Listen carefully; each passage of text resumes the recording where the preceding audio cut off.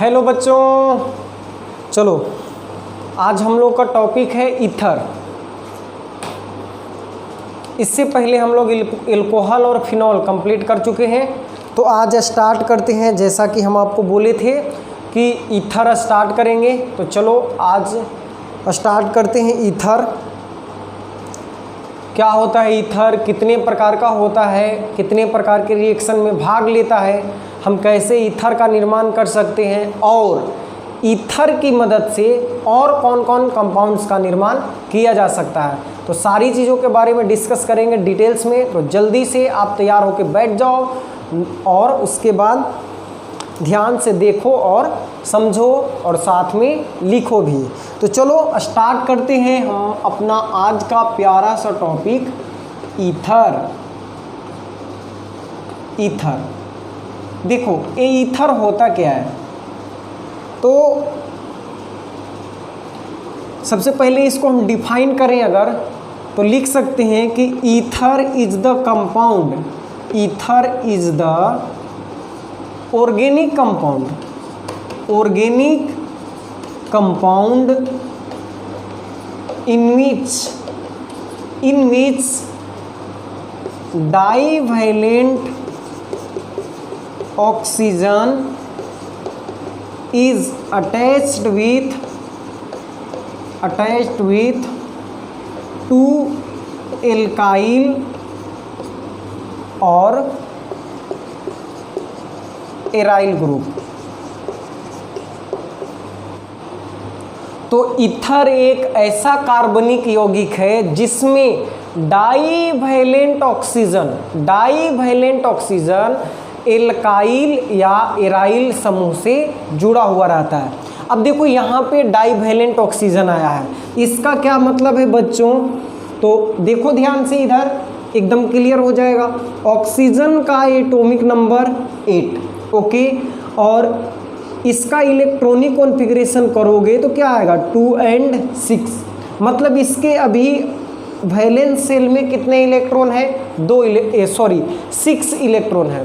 तो बताओ क्या ऑक्सीजन का ऑक्टेट कंप्लीट है? नो, ऑक्सीजन का ऑक्टेट कंप्लीट नहीं है। ऑक्सीजन का ऑक्टेट कंप्लीट तब होगा जब इसके पास 8 इलेक्ट्रॉन रहेंगे वैलेंस सेल में। तो बाकी के देखो 4, 5, 6 इलेक्ट्रॉन हो गए ऑक्सीजन के आउटर मोस्ट ऑर्बिट में। अब 8 इलेक्ट्रॉन करने के लिए, मतलब इसका ऑक्टेट कंप्लीट करने के लिए ऑक्सीजन को अभी किसी 2 के साथ बॉन्ड बनाना पड़ेगा। ऐसा कोई ज़रूरी नहीं है कि 2 ही के साथ, 1 के साथ भी डबल बॉन्ड का निर्माण कर लेगा तो इसका ऑक्टेट कंप्लीट हो जाएगा।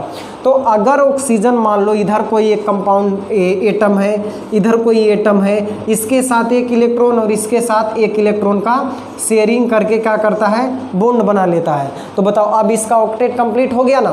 तो कितने इलेक्ट्रॉन्स के साथ है इलेक्ट्रॉन शेयर किया, कितने इलेक्ट्रॉन इसके साझेदारी में गए, 2 इलेक्ट्रॉन बॉन्डिंग में भाग लिए। तो हम बोलेंगे कि ऑक्सीजन का वैलेंसी कितना है, 2 है। ठीक है, वैलेंसी 2 है। तो ये ऑक्सीजन जो होता है डाईवैलेंट होता है। ऑक्सीजन कैसा होता है, डाईवैलेंट। जैसे अगर हम क्लोरीन की बात करें तो ये हमारा मोनोवैलेंट है, एक ही इलेक्ट्रॉन शेयरिंग करके बॉन्ड का निर्माण करता है। लेकिन ऑक्सीजन जो है 2 इलेक्ट्रॉन शेयर करके और बॉन्ड का निर्माण कर सकता है। तो इसे हम बोलेंगे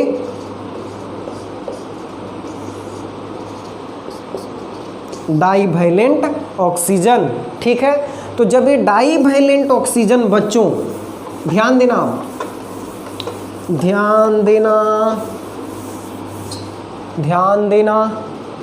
जब डाईवैलेंट ऑक्सीजन एल्काइल या एराइल समूह से जुड़ा हुआ रहता है तो इसी को हम कहते हैं ईथर। जैसे एग्जाम्पल के लिए देख लो, एग्जाम्पल के लिए कि ये हमारा प्यारा सा ऑक्सीजन है और अगर इसके एक तरफ एल्काइल ग्रुप और दूसरी तरफ भी एल्काइल ग्रुप है तो इसे हम बोलेंगे ईथर।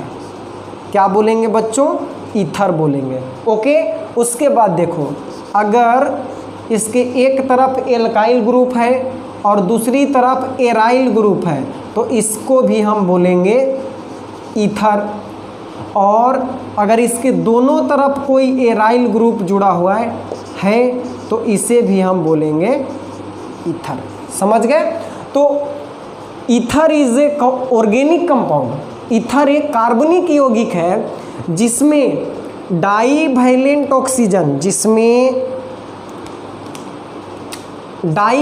ऑक्सीजन एल्काइल के साथ या एक एल्काइल और एक एराइल के साथ या दोनों के दोनों एराइल ग्रुप के साथ जुड़ा हुआ रहता है तो इसे ही हम बोलते हैं ईथर। ईथर एक कार्बनिक यौगिक है जिसमें द्विसंयोजी ऑक्सीजन यानी डाईवैलेंट ऑक्सीजन एल्काइल या एराइल समूह से जुड़ा हुआ रहता है। समझ गए बात को? अब देखो इसका कैटेगरी अलग अलग है, सारे ईथर ही हैं लेकिन हम इसको और कैटेगराइज करेंगे कि क्या क्या होता है। तो लिख लो इतना, उसके बाद अब बढ़ते हैं आगे। अब यहाँ पे तुम ऐसे भी दिखा सकते हो, देखो ऑक्सीजन का आगे रिएक्शन में काम आएगा। ऑक्सीजन का आउटर मोस्ट ऑर्बिट में कितने इलेक्ट्रॉन थे?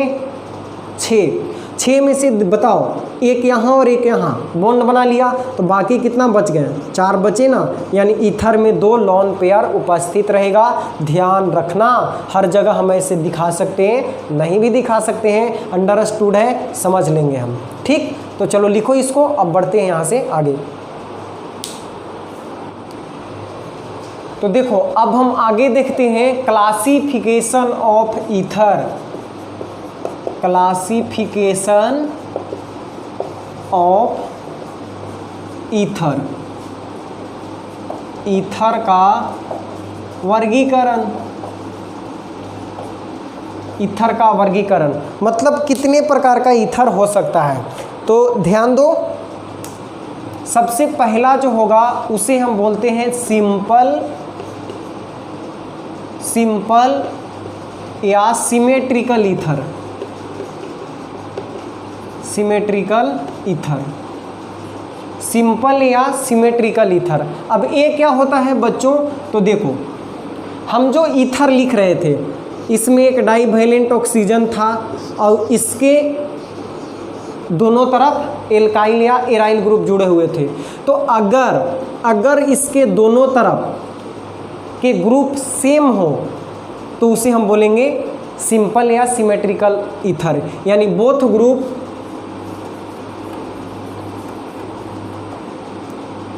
बोथ एल्काइल और एराइल ग्रुप्स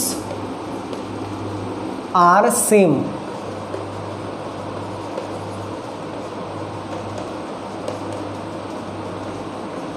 दोनों एल्काइल या एराइल समूह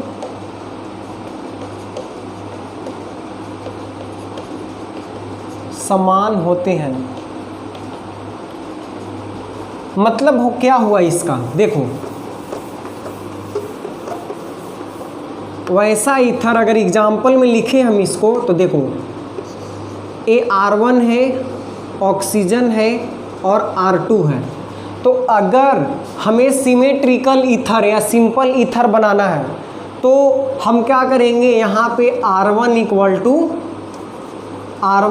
टू R2 लेंगे। ठीक है, जब R1 और R2 दोनों सेम रहेगा तो उसे हम बोलेंगे सिंपल या सिमेट्रिकल ईथर। एग्जाम्पल के लिए जैसे देखो इधर CH3 है, ऑक्सीजन है, सिंगल बॉन्ड CH3 है, तो इसको हम सिंपल या सिमेट्रिकल ईथर बोलेंगे। या फिर और एग्जाम्पल ले सकते हैं C2H5 सिंगल बॉन्ड O, उसके बाद C2H5, तो इसे भी हम बोलेंगे सिंपल या सिमेट्रिकल ईथर। उसके बाद देखो कोई ज़रूरी नहीं है कि सिर्फ एल्काइल ग्रुप ही होना चाहिए, एराइल ग्रुप भी हो सकता है लेकिन दोनों सेम होना चाहिए। तो C6H5O, C6H5 ये सब जो हैं इन्हें हम बोलेंगे सिंपल या सिमेट्रिकल ईथर, सरल या सममित ईथर। हिंदी में, हिंदी बड़ा भयंकर है इसका, सरल या सममित ईथर कह सकते हैं। ठीक है, सिंपल और सिमेट्रिकल ईथर। तो जब दोनों एल्काइल ग्रुप सेम रहेगा बच्चों तो उसे हम बोलेंगे सिंपल या सिमेट्रिकल ईथर। दूसरा देखो, मिक्स्ड या अनसिमेट्रिकल ईथर, मिक्स्ड या अनसिमेट्रिकल ईथर, मिक्स्ड या अनसिमेट्रिकल ईथर। तो इसमें क्या होगा, बोथ एल्काइल और aryl groups are different.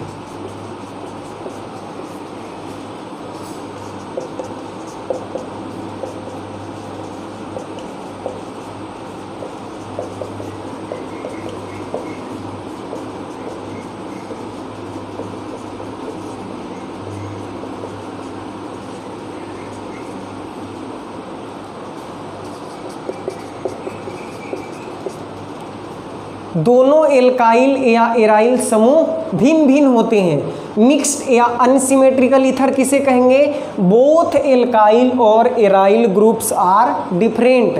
Example के लिए हम कह सकते हैं कि अगर R1O R2 है और यहाँ पे R1 not equal to R2 है तो हम कहेंगे कि ये क्या है, मिक्स्ड या अनसिमेट्रिकल ईथर है। समझे बात को, नहीं समझे? देखो एग्जाम्पल देते हैं, CH3 single bond O C2H5। अब बताओ क्या दोनों तरफ का एल्काइल ग्रुप सेम है? नहीं।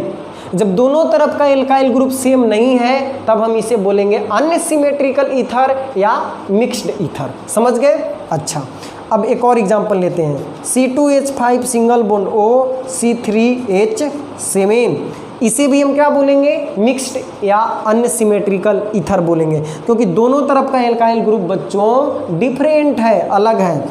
और एलिफैटिक भी हम ले सकते हैं, जैसे इधर ले लिए CH3O और इधर ले लिए कोई एरोमेटिक C5 C6H5 ETC। इसमें देखो एक तरफ एल्काइल ग्रुप है, एक तरफ एराइल ग्रुप है, फिनाइल है, लेकिन दोनों सेम तो नहीं ना है, दोनों सेम नहीं है, इसलिए इसको भी बोलेंगे हम अनसिमेट्रिकल ईथर। तो एल्काइल ग्रुप सेम है, दोनों तरफ की डिफरेंट है, इसके आधार पे ईथर हमारा दो प्रकार के हो गया, एक सिंपल और सिमेट्रिकल ईथर जिसमें दोनों एल्काइल ग्रुप सेम रहेंगे। ओके, अब चाहे एल्काइल ग्रुप हो दोनों या एराइल ग्रुप हो दोनों, लेकिन दोनों सेम होना चाहिए। और मिक्स्ड या अनसिमेट्रिकल ईथर क्या होगा कि इसमें जो ऑक्सीजन के डाइवैलेंट ऑक्सीजन के दोनों तरफ एल्काइल ग्रुप है वो डिफरेंट है, सेम नहीं है, तो उसे हम बोलेंगे मिक्स्ड या अनसिमेट्रिकल ईथर। लिख लो इसको, फिर और आगे बढ़ते हैं। देखो अब नेक्स्ट तीसरा क्लासिफिकेशन, अब हम देखते हैं कि ऑक्सीजन के दोनों तरफ, यानी जो डाइवैलेंट ऑक्सीजन है ईथर में सॉरी, डाइवैलेंट ऑक्सीजन है दोनों तरफ, डाइवैलेंट ऑक्सीजन के दोनों तरफ जो एल्काइल ग्रुप हैं वो एल्काइल है या एराइल है, उसके आधार पे हम क्लासिफाई करते हैं। तो तीसरा हम लिखेंगे एलिफैटिक ईथर, एलिफैटिक ईथर।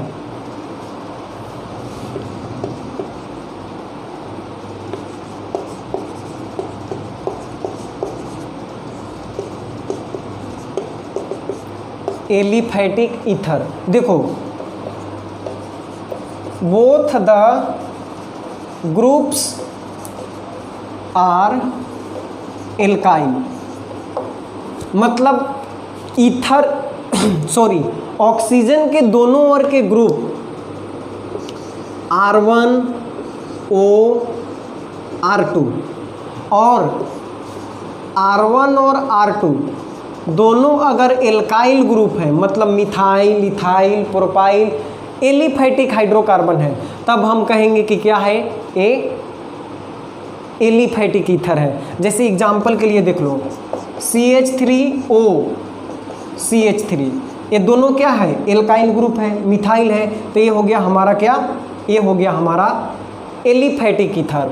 एक और एग्जांपल C2H5OCH3, देखो इधर इथाइल है, एल्काइल ग्रुप है, यहाँ मिथाइल है, ये भी एल्काइल ग्रुप है, तो दोनों एल्काइल ग्रुप है, इसीलिए हम बोलेंगे एलिफैटिक ईथर। एक और एग्जांपल देखते हैं,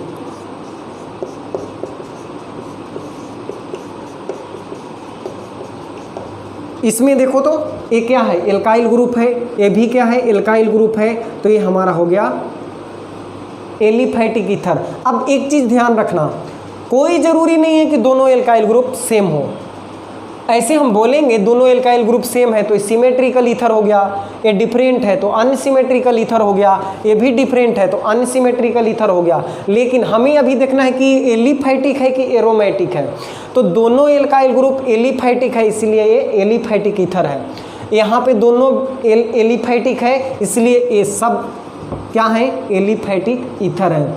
अब देखो फोर्थ नंबर हमारा आता है एरोमेटिक ईथर, एरोमेटिक ईथर। अब इसमें क्या होता है, तो देखो एटलीस्ट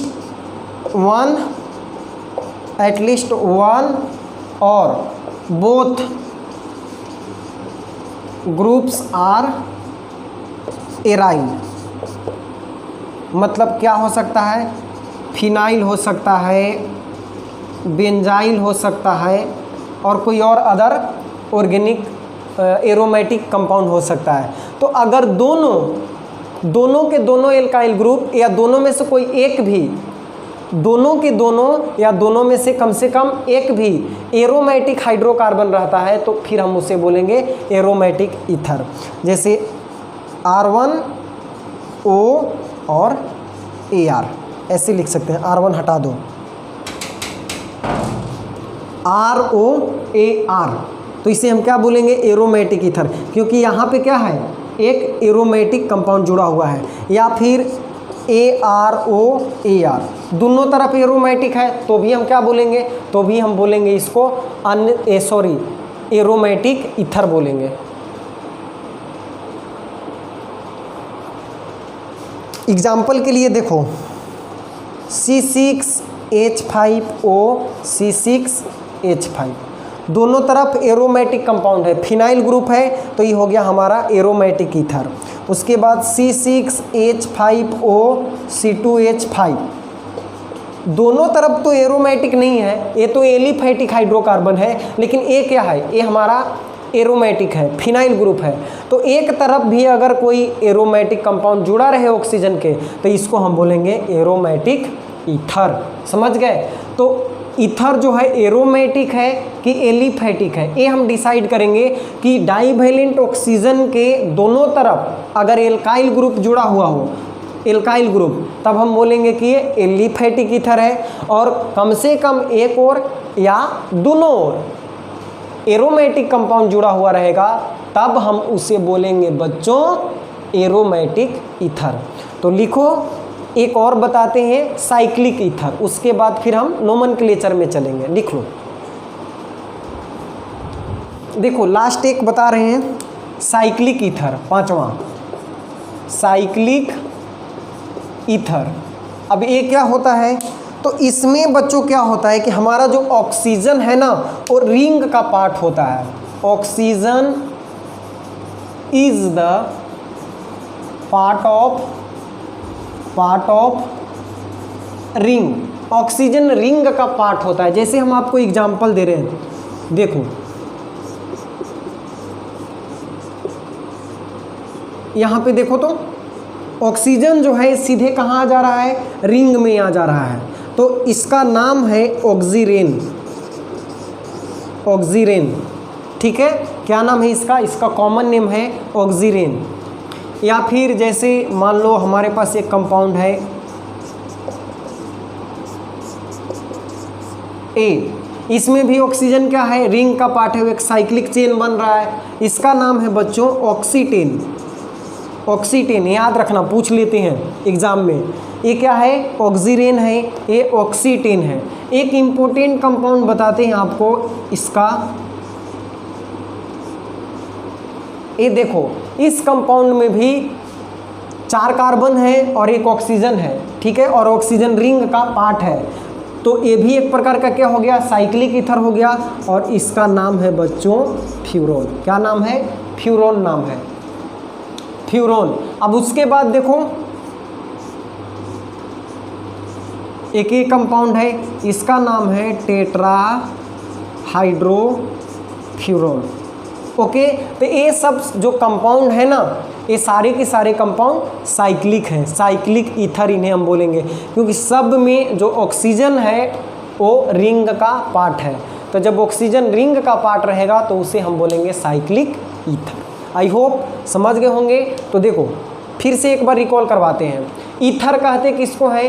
तो ईथर एक वैसा ऑर्गेनिक कंपाउंड है जिसमें डाईवैलेंट ऑक्सीजन के दोनों तरफ एल्काइल या एराइल ग्रुप जुड़े हुए रहते हैं। ओके, अब इसका क्लासिफिकेशन करेंगे तो अगर ऑक्सीजन के दोनों तरफ सेम ग्रुप है तो सिमेट्रिकल ईथर, अगर डिफरेंट ग्रुप है तो अनसिमेट्रिकल ईथर, और अगर दोनों तरफ एल्काइल ग्रुप है तो एलिफेटिक ईथर, और एक तरफ एल्काइल है और एक तरफ एराइल या दोनों तरफ एराइल ग्रुप है तो उसे बोलेंगे एरोमेटिक ईथर, और लास्ट अगर ऑक्सीजन किसी रिंग का पार्ट है तो उसे हम बोलेंगे साइक्लिक ईथर। तो ये था बच्चों हमारा ईथर का क्लासिफिकेशन। अब हम लोग चलते हैं इसके नोमेनक्लेचर में।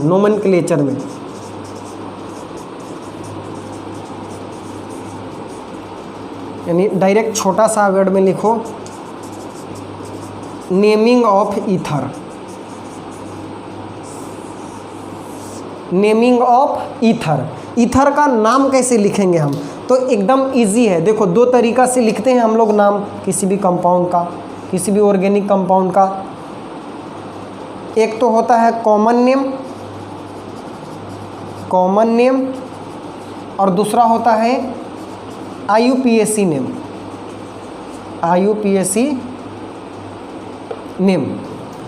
कॉमन नेम और IUPAC नेम। तो देखो सबका हम ट्रिकली नाम बता रहे हैं, मतलब फार्मूला टाइप पे, आप उसे सिर्फ याद रखना, हम सबका नाम लिख लेंगे। अगर इस प्रकार का ईथर है ROR, R1 और R1, मतलब दोनों तरफ क्या है, सेम ग्रुप है, इधर भी R1 है और इधर भी R1 है, तब बच्चों इसका कॉमन नेम लिखना डाई एल्काइल ईथर। ध्यान रहे क्या नाम लिखेंगे, डाई एल्काइल ईथर। अगर ऑक्सीजन के दोनों तरफ सेम एल्काइल ग्रुप है तब हम इसका कॉमन नेम लिखेंगे डाई एल्काइल ईथर। अगर इस तरह का कंपाउंड है R1O R2, मतलब ये दोनों सेम नहीं है, तब यहाँ पे हमें अल्फ़ाबेटिकल ऑर्डर में इनका नाम लिखना होगा alkyl alkyl ether, alkyl ether. अब ये तो आप समझ ही रहे हो कि दोनों एल्काइल का नाम अल्फ़ाबेटिकल ऑर्डर में लिखना होगा। मतलब ये हुआ कि एक इथाइल ग्रुप है और दूसरा मिथाइल ग्रुप है, तो अल्फ़ाबेटिकली किसका नाम पहले आएगा, ई पहले आएगा। एम तो 13 नंबर पे आता है ABCD में और ई 5 नंबर पे आता है, तो इसका नाम पहले लिख देंगे हम एल्काइल, यानी इथाइल मिथाइल ईथर, ऐसे लिखेंगे। और एक और ध्यान रखना, यहाँ पे बताते हैं मिटा के,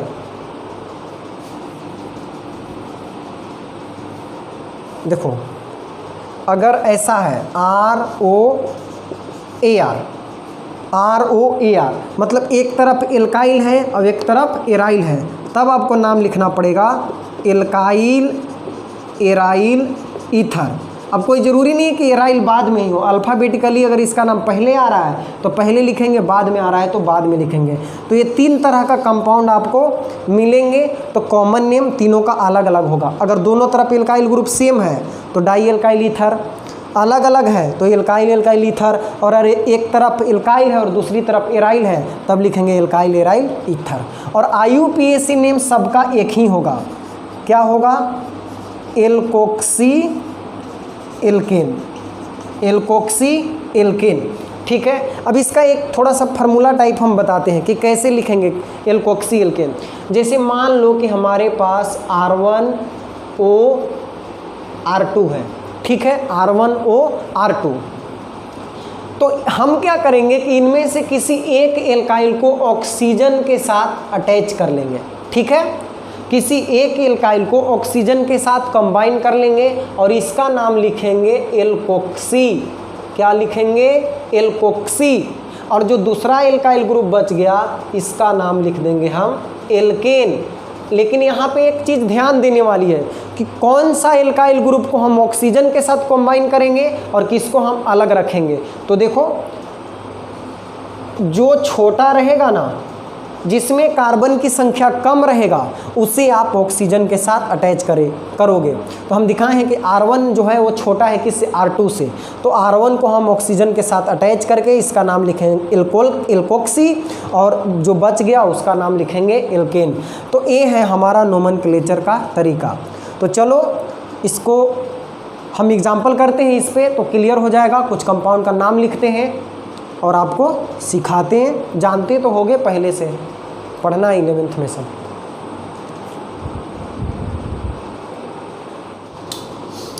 चलो तो कुछ बेसिक एग्जाम्पल देखते हैं। आप इसका देते हैं आपको कंपाउंड, आप इसका नाम बताना।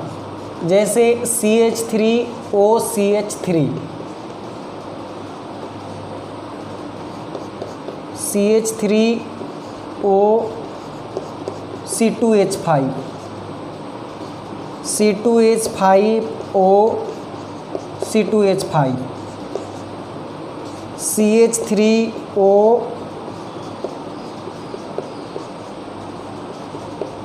CH3, उसके बाद CH3O,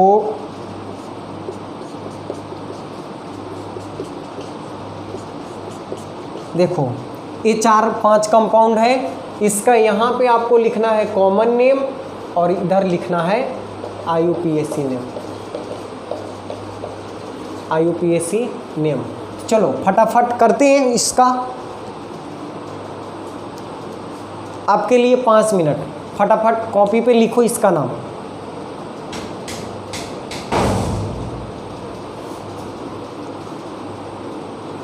देखो,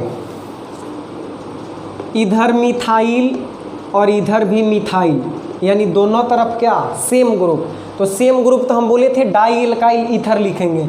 तो एल्काइल के जगह पे मिथाइल है तो लिख देंगे कॉमन नेम बच्चों di methyl ether, di methyl ether.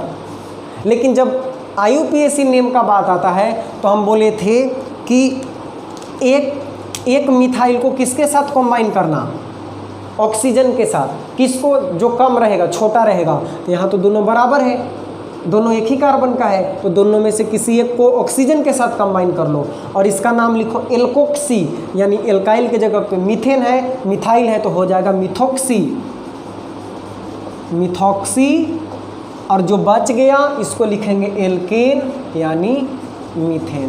तो ये हो गया हमारा पहला का नाम कंप्लीट। ओके, चलो दूसरा बताओ।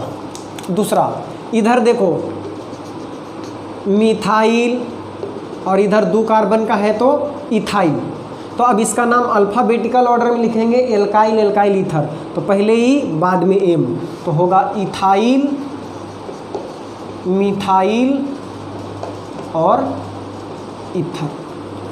ओके, और इसमें देखो IUPAC नेम में तो छोटा कौन है? ए वाला है। छोटा ए वाला है तो इसको ऑक्सीजन के साथ कनेक्ट कर दो और इसका नाम लिख दो मिथोक्सी। जो ऑक्सीजन के साथ गया उसका नाम हो गया मिथोक्सी। अब इधर 2 कार्बन बच गया तो इसका नाम हो गया इथेन। तो मिथोक्सी इथेन हो गया।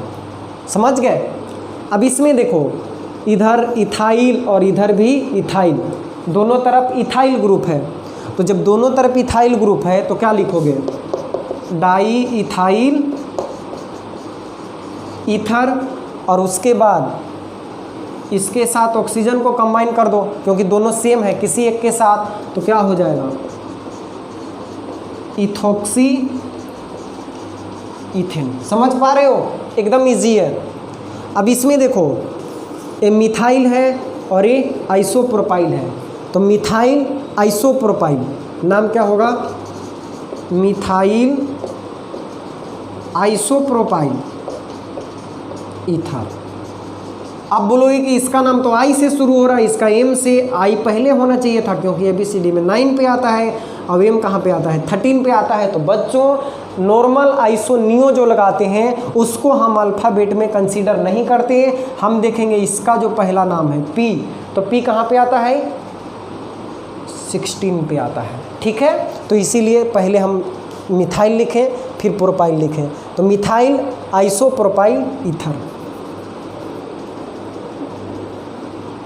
और इसका IUPAC नेम क्या होगा, तो मेन चेन सिलेक्ट करो इसमें, चूँकि अब बड़ा कंपाउंड आ गया तो यहाँ से काउंटिंग करेंगे 1 2 3। और दूसरा पोजीशन पे ये क्या है, मिथॉक्सी है, तो नाम लिखेंगे 2 मिथॉक्सी और 3 कार्बन है तो प्रोपेन, तो इसका नाम हो गया 2 मिथॉक्सी प्रोपेन।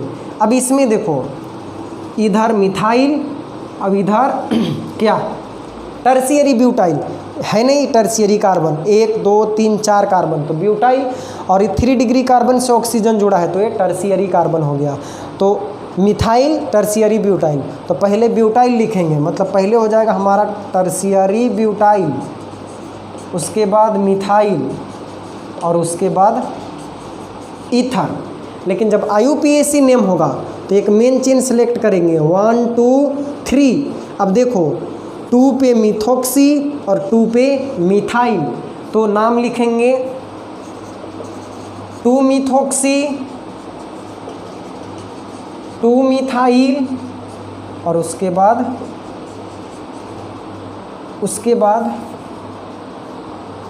2 मिथॉक्सी 2 मिथाइल और 1 2 3 कार्बन मेन चेन में, तो हो जाएगा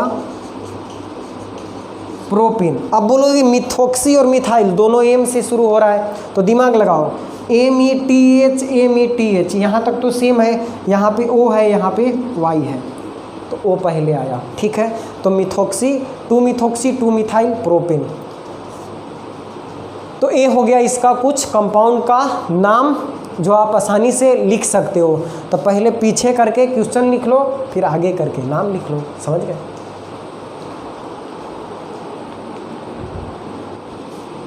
देखो कुछ और कंपाउंड का नाम बताते हैं आपको, जैसे C6H5OCH3 एक कंपाउंड है, दूसरा है C6H5OC2H5 और तीसरा है C6H5OC6H5।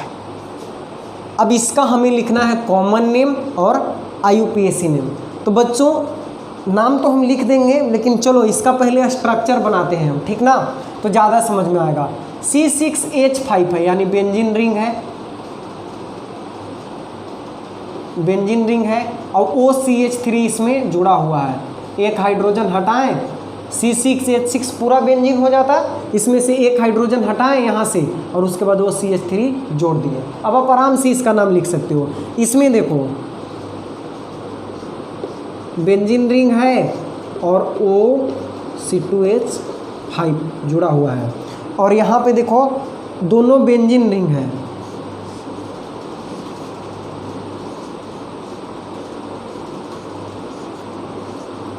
ये है, तो इनका हमें नाम लिखना है। तो चलो पहले लिखते हैं कॉमन नेम लिखते हैं और फिर लिखेंगे IUPAC नेम। तो कॉमन नेम देखो क्या होगा, देखो ये हो गया मिथॉक्सी, तो लिख देंगे मिथॉक्सी और ये हो गया बेंजीन, तो लिख देंगे बेंजीन, मिथॉक्सी बेंजीन। क्या नाम लिखेंगे, सॉरी। देखो ये हो गया हमारा मिथाइल, देखो क्या नाम लिखेंगे कॉमन नेम, ई हो गया मिथाइल और ये हो गया फिनाइल ये हो गया मिथाइल और ये हो गया फिनाइल, तो इसका नाम होगा मिथाइल फिनाइल और ईथर। उसके बाद इसको देखो, ये हो गया इथाइल, ये हो गया फिनाइल और ईथर, तो इथाइल फिनाइल और ईथर। उसके बाद यहाँ पे देखो दोनों तरफ फिनाइल, तो लिखेंगे डाईफिनाइल ईथर, ये इसका नाम हुआ। अच्छा, दो और नाम इसका बताते हैं। देखो 11th में ही बताए थे, बेंजीन में जब OCH3 जुड़ा हुआ हो तो इसी को हम बोलते हैं एनिसोल। क्या बोलते हैं? एनिसोल। और बेंजीन के साथ C2H5 OC2H5 जुड़ा हुआ हो तो इसी को बोलते हैं हम फेनिटोल। ये दोनों नाम याद रखना इम्पोर्टेंट है, एनिसोल और फेनिटोल। उसके बाद ये हो गया डाईफिनाइल ईथर। अब चलो लिखते हैं IUPAC। तो बच्चों हम बोले थे कि छोटा ग्रुप को ऑक्सीजन के साथ कंबाइन कर लेते हैं, तो ये पूरा हमारा क्या हो गया? मिथॉक्सी और नीचे रिंग क्या है? बेंजीन है, तो ये हो गया मिथॉक्सी बेंजीन। उसके बाद इसको देखो, ये पूरा हो गया इथोक्सी, अब ये हो गया बेंजीन, तो बोलेंगे इथोक्सी बेंजीन। और ये क्या हो गया? एक को लिखेंगे फिनोक्सी और उसके बाद लिखेंगे बेंजीन, तो हो जाएगा फिनोक्सी बेंजीन। तो याद रखना इसको, समझे बात को? ये इसका नाम है। इम्पोर्टेंट यहाँ पे दो चीज़ याद रखना है कि बेंजीन के साथ OCH3 जुड़ा रहे तो एनिसोल, और बेंजीन के साथ OC2H5 जुड़ा रहे तो फेनिटोल। ये दोनों VBI लिख लो। देखो बोर्ड पे कुछ साइक्लिक ईथर लिखा हुआ है, साइक्लिक ईथर, और इसका हमको नाम लिखना है। ठीक है, आपको भी लिखना है। तो कैसे लिखेंगे? तो इसको तो हम सिंपली बताए थे कि इसका नाम है ऑक्सीरेन। ठीक है, इसका नाम हम क्या बताए थे? ऑक्सीरेन। और इसका नाम हम बताए थे ऑक्सीटेन। और इसका नाम क्या बताए हैं? फ्यूरॉन। सिंपली ये नाम हम जानते हैं कि 2 कार्बन है और रिंग में 1 ऑक्सीजन है तो ऑक्सीरेन बोलेंगे, 3 कार्बन है और 1 ऑक्सीजन है तो ऑक्सीटेन बोलेंगे, और उसके बाद 4 कार्बन है 2 डबल बॉन्ड है ऑक्सीजन है तो फ्यूरॉन बोलते हैं। लेकिन इसका नाम क्या लिखेंगे? तो बच्चों ध्यान रखना, इसके लिए हमें करना पड़ेगा नंबरिंग, और नंबरिंग हम करेंगे जहाँ पे ऑक्सीजन है। ठीक है, ऑक्सीजन को 1 लिखेंगे, 1 इधर साइड चेन है तो इधर आएंगे 2 और उसके बाद 3। समझ गए? 2 पे क्या है? मिथाइल जुड़ा हुआ है, 2 पे मिथाइल जुड़ा हुआ है तो 2 लिखेंगे मिथाइल, 2 मिथाइल।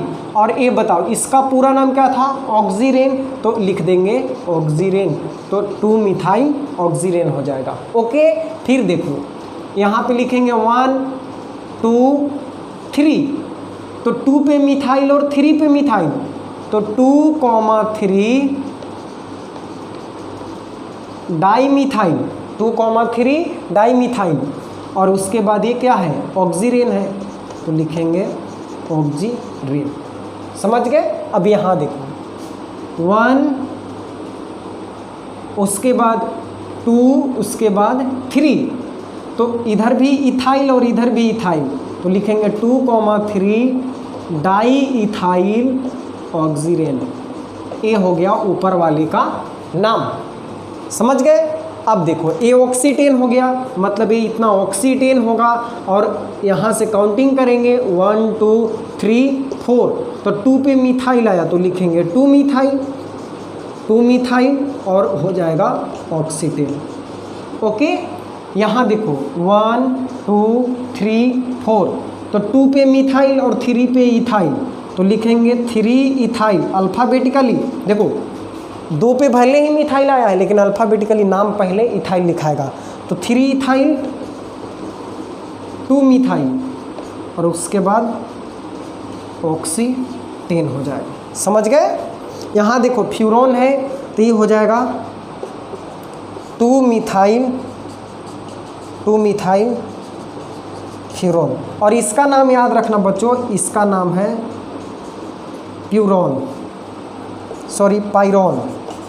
पाइरोन नाम है इसका, पाइरोन, ये याद कर लेना, पाइरोन।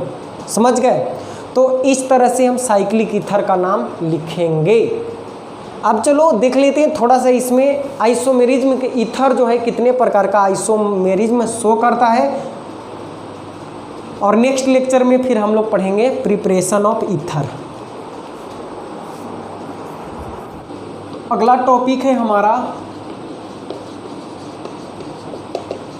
Isomerism in ether.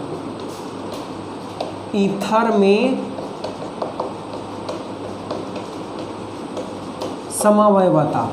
तो देखो एकदम सिंपल है, चेन तो करेगा ही, पोजीशन भी करेगा। जो इम्पोर्टेंट है ये दोनों है, फंक्शनल और मेटामेरिज्म। मेटामेरिज्म यानी क्रियाशील समवयवता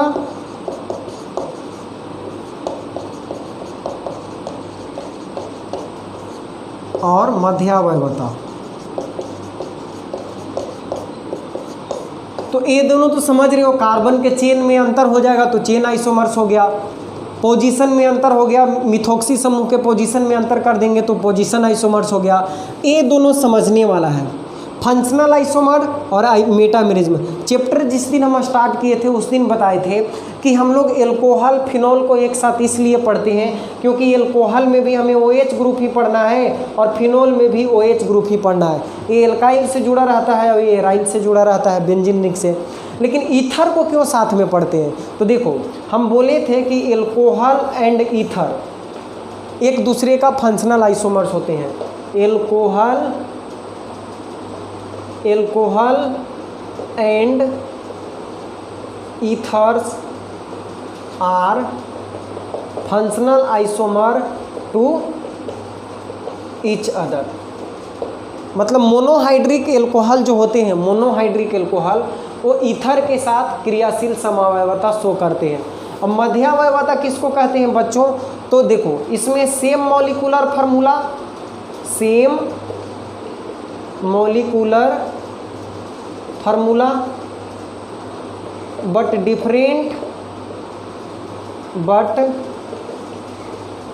different alkyl groups are present both side of divalent oxygen. तो समझना बात को। देखो जैसे हम एक कंपाउंड लिए C2H6O, ठीक। अब इसका बनाते हैं स्ट्रक्चर, तो CH3OCH3 ऐसे बना सकते हैं और इसी का हम लिख सकते हैं ऐसे भी CH3CH2OH। अब बात को समझो, मॉलिक्यूलर फार्मूला दोनों का सेम है, 2 कार्बन तो 1 2 कार्बन 1 2 कार्बन, 6 हाइड्रोजन तो 3 3 6 हाइड्रोजन और 3 2 5 अब 1 6 हाइड्रोजन और 1 1 ऑक्सीजन। तो मॉलिक्यूलर फार्मूला तो सेम है बच्चों, लेकिन फंक्शनल ग्रुप यहाँ पे देखो, यहाँ पे जो फंक्शनल ग्रुप है ये ईथर है और यहाँ पे जो फंक्शनल ग्रुप है वो एल्कोहल का है, ठीक है। तो ये दोनों एक दूसरे का क्या हो जाएंगे? फंक्शनल आइसोमर्स हो जाएंगे। हो गया क्लियर? तो एल्कोहल और ईथर एक दूसरे का फंक्शनल आइसोमर होते हैं। एक और एग्जांपल देते हैं, C3H8O, ये मॉलिक्यूलर फार्मूला है, इसका स्ट्रक्चर बनाओ। तो CH3O CH2CH3 है ना, CH3O CH2CH3, 1 2 3 कार्बन 3 2 5 3 8 हाइड्रोजन और इसी को हम लिख सकते हैं CH3CH2CH2OH। तो बताओ यहाँ पे ईथर हो गया और यहाँ पे एल्कोहल हो गया, तो ये दोनों भी एक दूसरे के क्या हो गए? Functional isomer. मतलब एल्कोहल और ईथर एक दूसरे के फंक्शनल आइसोमर होते हैं। अब चलो बात करते हैं मेटामेरिज्म की, मध्यावयवता क्या होता है। तो थोड़ा सा छोटा सा टॉपिक है, समझ लो। देखो जैसे हम बोले कि मध्यावयवता में क्या होता है कि एक कंपाउंड लिखे C2H5O C2H5, ठीक है। अब इसी का एक अलग कंपाउंड लिखे, देखो CH3O CH2 और CH3, 2 2 4 कार्बन है तो इधर एक और लगाओ CH3। और क्या बना सकते हैं, हाँ एक और कंपाउंड बना सकते हैं CH3O CH3 अब बताओ जरा, देखो अगर इसका मॉलिक्यूलर फार्मूला की हम बात करें सभी का तो C4 2 2 4 हाइड्रोजन 10 C4H10O है, यही है ना। अब इस कंपाउंड में देखो C2H5O C2H5, ठीक है, मतलब ऑक्सीजन के दोनों तरफ 2 2 कार्बन है। इसमें देखो 1 2 3 4 कार्बन, मतलब 4 कार्बन 10 हाइड्रोजन, 3 2 5 2 7 3 10 हाइड्रोजन और 1 ऑक्सीजन, मतलब मोलिकुलर फार्मूला सेम है। लेकिन इधर कितना 1 कार्बन और इधर कितना 3 कार्बन, ठीक है। इसमें देखो इधर 2 कार्बन और इधर भी 2 कार्बन, और इसमें देख लो ये भी सेम है 1 2 3 4 कार्बन 10 हाइड्रोजन 1 ऑक्सीजन, तो इधर 1 कार्बन है और इधर 3 कार्बन है। अब हमें देखना है एल्काइल ग्रुप, तो देखो इधर दोनों तरफ इथाइल है, दोनों तरफ इथाइल है, इधर एक तरफ मिथाइल है और दूसरी तरफ नॉर्मल प्रोपाइल है, नॉर्मल प्रोपाइल, और इधर क्या है एक तरफ मिथाइल है और दूसरी तरफ है आइसोप्रोपाइल।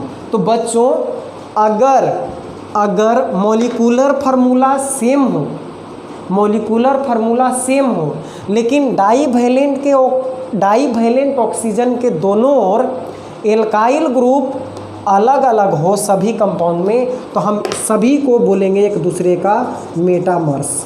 क्या बोलेंगे? मेटामर्स, मध्यावयवी। और ये जो घटना हो गया उसको बोलेंगे मेटामेरिज्म। तो ये हो गया मेटामेरिज्म। चलो, तो समाप्त हुआ हमारा आज का लेक्चर। आज हम लोग सीखें ईथर के बारे में, ईथर क्या होता है, उसको कैसे क्लासीफाई कर सकते हैं, उसका नाम कैसे लिख सकते हैं, और वो कितने प्रकार का आइसोमेरिज्म शो करता है। अब नेक्स्ट लेक्चर में हम लोग पढ़ेंगे preparation of ether, general methods to preparation of ether, यानी ईथर का निर्माण कैसे करेंगे। तो पहले पढ़ चुके हैं हम लोग, एल्कोहल से ईथर बना रहे थे, एल्काइल हैलाइड से भी, जब एल्काइल हैलाइड पढ़ाए थे तो वहाँ पे विलियमसन सिंथेसिस बताए थे आपको। एल्कोहल में भी हम लोग पढ़े हैं ईथर के बारे में, तो वही चीज़ को दोबारा रिपीट करना है। मिलते हैं नेक्स्ट लेक्चर में।